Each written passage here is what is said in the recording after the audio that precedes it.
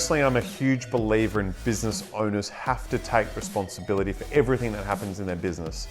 Even if they are not the ones actually at the coalface doing the job, everything that happens, all the actions, all the outcomes, or the reactions are their responsibility within the business.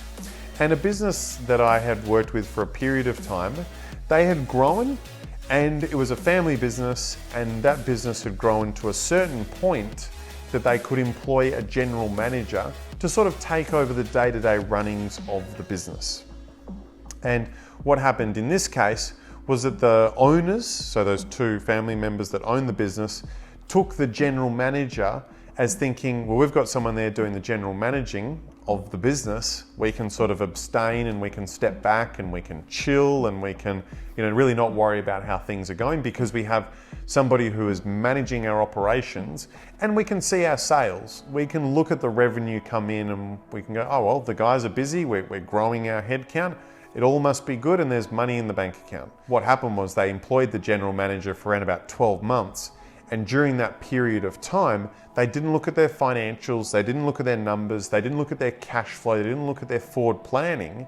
They just trusted this general manager for their word. Anyway, they waited until they got their tax return and financials from their accountant, which as I said was about 12 months later, and they had a massive, massive loss on their profit and loss. And like, what on earth has happened here? How did this get to this situation? Well, you know that you don't get your tax return on the very last day of the financial year.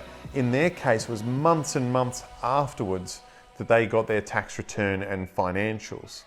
And what that meant was, you guessed it, they didn't just have the year that they had the big loss on their tax return and financials, the current year they were living in was also creating a massive loss within their business.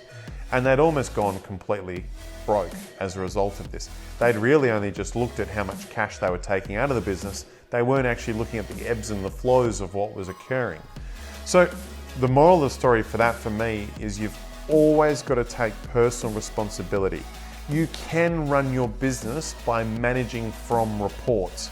But if you're managing from reports, you sure as hell better make sure that you're getting those reports on a consistent and regular basis so you can make informed decisions and know exactly how you're going, not just trust that someone you think is doing a good job is doing a good job, actually know they're doing a good job.